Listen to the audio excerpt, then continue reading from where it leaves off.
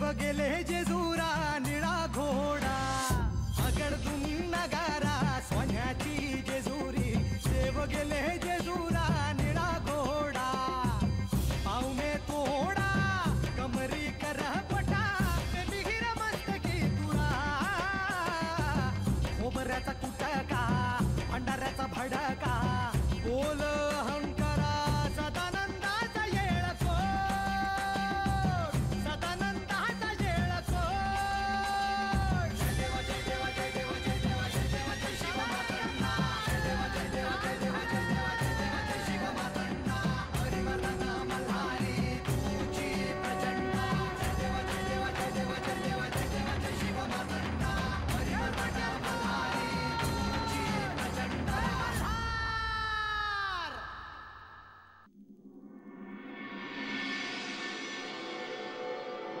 या रानातून चालताना ज्या दगडाने तुला पहिल्यांदा ठेच लागली तो दगड तुला उचलून घरी घेऊन जायचा आहे आणि स्वतःच्या हाताने त्या दगडावर अखंड जलाभिषेक करायचा। महाराजांनी मला हे व्रत का करायला सांगितलं असेल? माझं काय बाय चुकलं भय?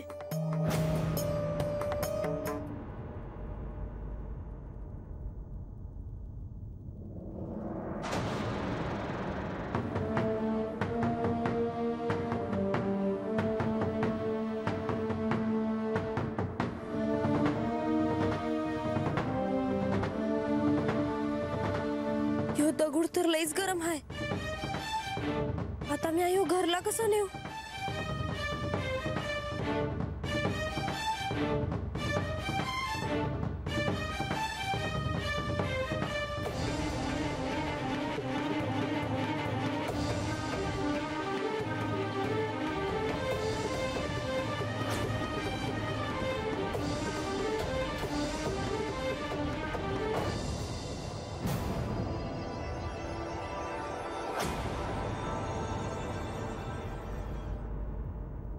म्हाळसा, हे काय झालं?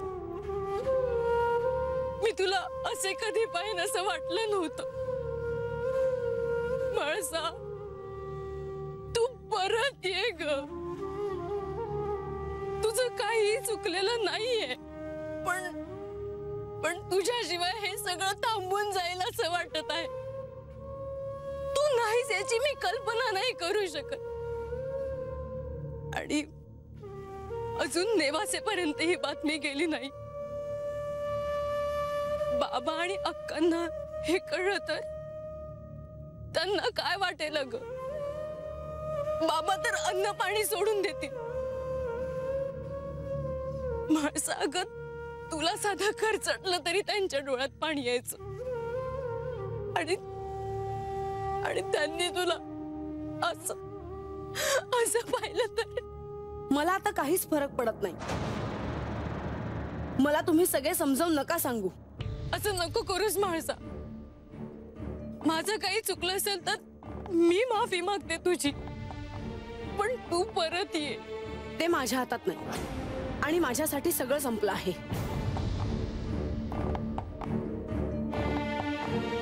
म्हाळसा, हे मी तुला सांगायला नको, पण श्री खंडेरायांना मी असं कधीच पाहिलं नाही। तू नाहीस तर त्यांनी अन्न पाणी सुद्धा घेतले नाही। ते कोणाशी फार बोलतानाही दिसत नाही। त्यांच्यासाठी तरी परत ये। तुझं बोलून झालं? मला आता एकटं सोडलं ती का? मी जाते म्हाळसा, पण तुला तुझा निर्णय मागे घ्यावा लागेल। येते मी।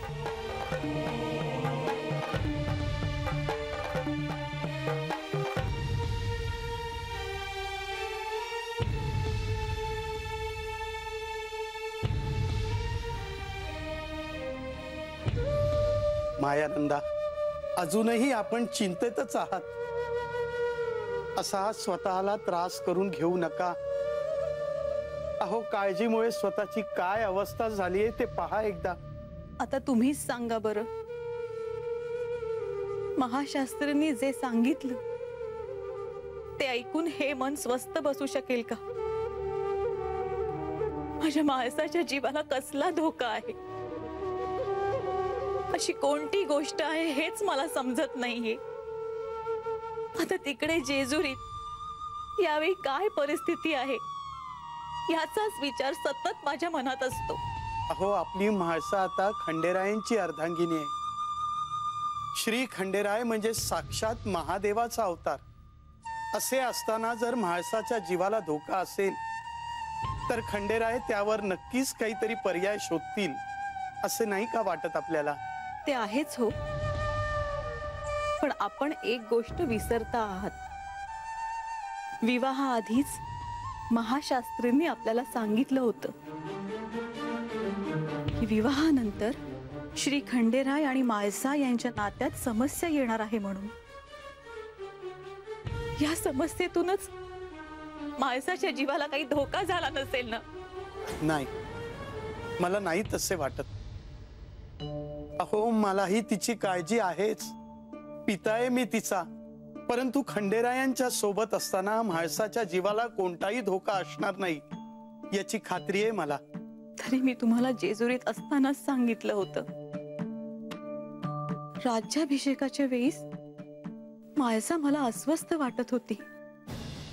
आपण जेजुरीत गेलो असताना अतिथी कक्षात लक्ष्मी देवी म्हाळसाला बाजूला घेऊन काहीतरी बोलत होत्या.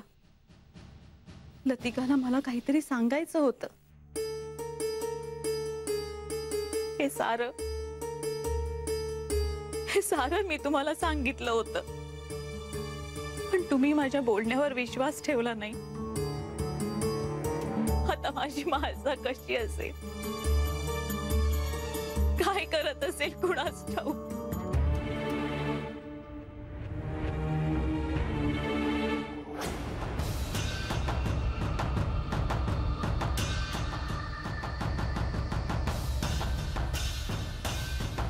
हे आदिशक्ती, हे विश्वेश्वरी, या संकटातून तूच आम्हाला मार्ग दाखव. तूच या विश्वाचे मूळ कारण आहेस. हे देवी, हे सारं जग तू मोहित केलं आहेस. मी तुझी काय स्तुती करणार? स्तुती करण्यायोग्य सर्व वस्तूंपेक्षाही तू श्रेष्ठ परावाणी आहेस. हे देवी, म्हाळसा देवींना आपल्या मूळ रूपात आणण्यासाठी तू आम्हाला सहाय्य कर. सर्व प्रकारचे मंगल करणारी तू मंगलदायी आहेस. तूच कल्याणदायिनी शिवा आहेस. या सृष्टीचे पालन आणि संहार करणारी तू सृष्टी आहेस. शरण आलेले दीन आर्त लोकांचे रक्षण करण्यासाठी तत्पर असलेले, सर्वांची पीडा दूर करणाऱ्या देवी नारायणी, तुला माझा नमस्कार असो. हे भद्रकाली, हे कात्यायनी, हे रुद्राणी, हे गौरी, हे अखिलेश्वरी, हे भुवनेश्वरी, या संकटातून बाहेर पडण्यासाठी तू आम्हाला मार्ग दाखव. हे आदिशक्ती, तूच चैतन्य, तूच बुद्धी, तूच निद्रा, तूच शक्ती, तूच क्षुधा, तूच अभिलाषा, तूच लज्जा, तूच क्षमा, तूच शोभा, तूच श्रद्धा, तूच शांती, तूच भ्रांती, तूच वृत्ती, तूच स्मृती. हे देवी प्रकट हो आणि म्हाळसा देवींना, श्री खंडेरायांच्या अर्धांगिनीला तूच आमच्यात पुन्हा घेऊन ये.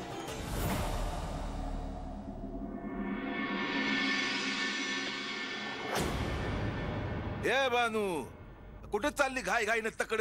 ए बा, आता तू मला काय बी विचारू नकस. मी नंतर समजा सांगते तुला. म्हणजे जा पाठ घे ग.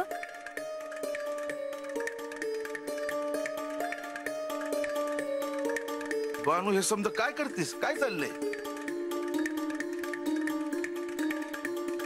आणि पायाला काय लागलं तुझ्या? अरे रानात चालताना ठेच लागली. बर तू आता मला काय बी विचारू नकस. थांबवायस.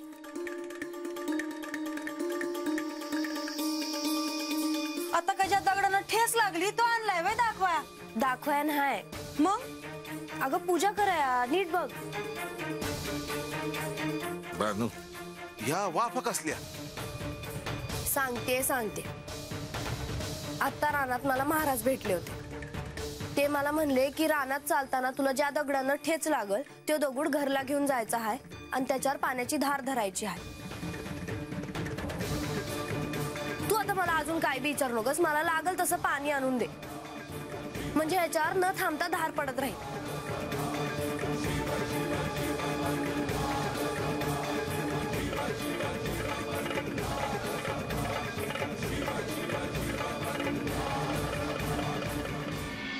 मुनिवर, देवी आपण तुम्ही एकमेव आहात ज्यांनी माझा विश्वास जिंकला.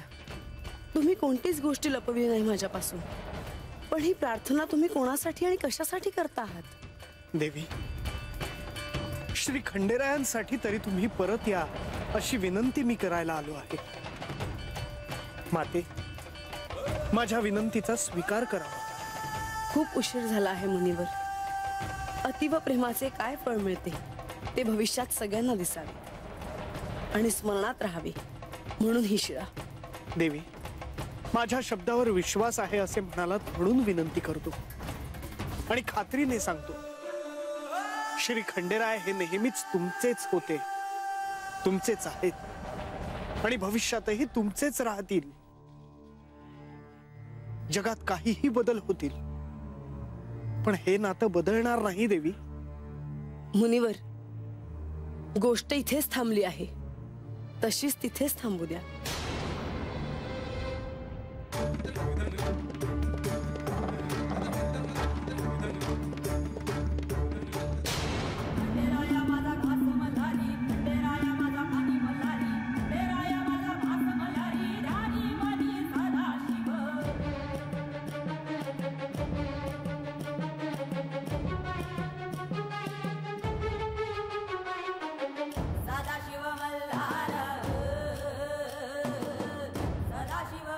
हे थंड पाणी कसले, जलाभिषेकासारखे. इथे तर कोणी दिसत नाही. मग कोण आणि कुठून हा अभिषेक करत आहे? मला कळत नाही हे कोण करत आहे. माझ्या रागाने माझाच जो दाह होत होता तो शांत होईल असेच थंड पाणी पडत राहिले तर. पाण्याचा अभिषेक करणारे हे पवित्र हात कुणाचे आहेत? जो कोणी असेल त्याची मनोवांछित इच्छा पूर्ण व्हावी हीच सदिच्छा.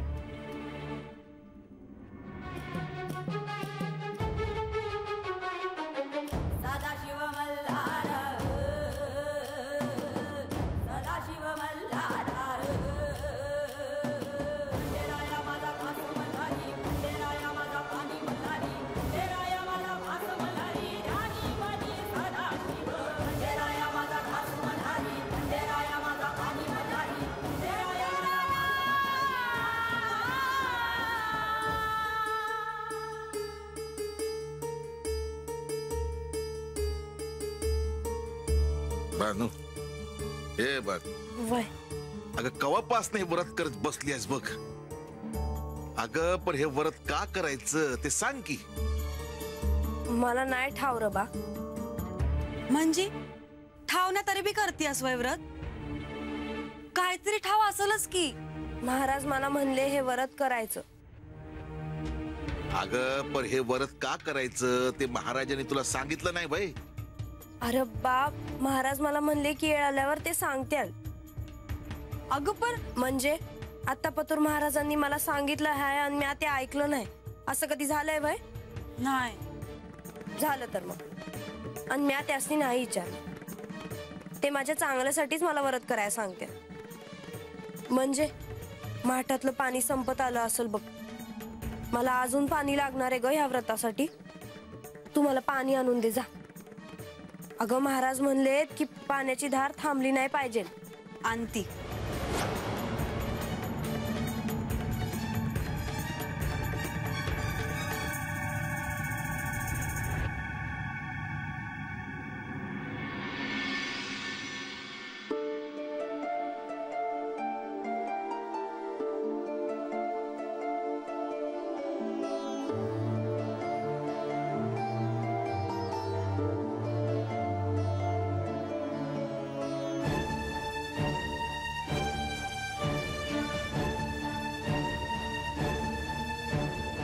गडावर राज्याभिषेकाचं काय वातावरण होतं, किती उत्साह होता.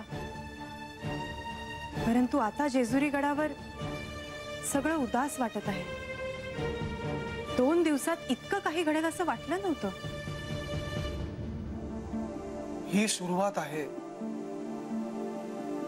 बाणाईने जेजुरीत पहिलं पाऊल टाकलं तर हे घडलं आहे. बाणाई प्रत्यक्ष जर का इथे राहायला आली तर काय होईल? म्हाळसाला ते सहन होणार नाही. पहिल्याच भेटीत श्री खंडेरायांना बानूबद्दल आस्था आहे हे कळल्यावर त्यांचा राग अनावर झाला.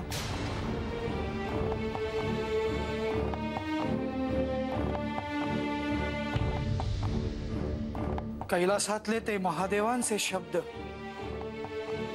अजूनही माझ्या कानात घुमत आहेत. ऋतुयुगामध्ये मल्हारी अवतारात मी तिला वरी,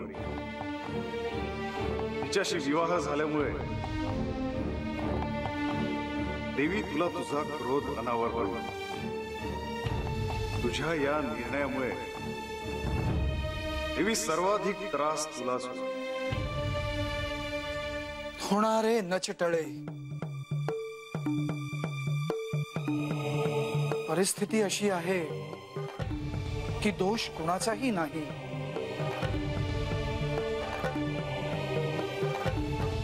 परंतु हे झालं भविष्यातलं. म्हाळसा देवींना शिळा रूपातून बाहेर कसं काढायचं, आणि जोपर्यंत ते करत नाही तोपर्यंत श्री खंडेराय अस्वस्थच राहणार. श्री खंडेरायांच्या इच्छेवर ते सर्व अवलंबून आहे.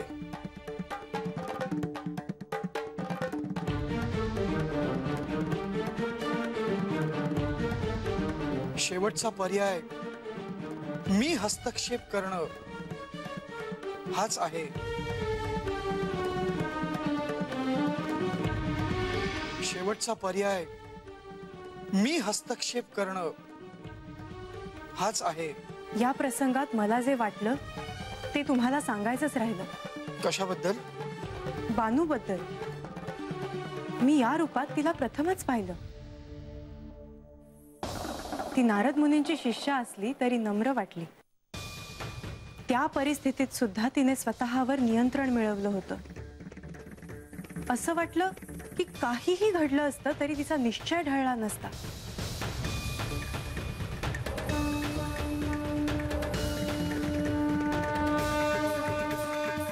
खंडेरायांनीही प्रेमात पडावं अशीच आहे ती.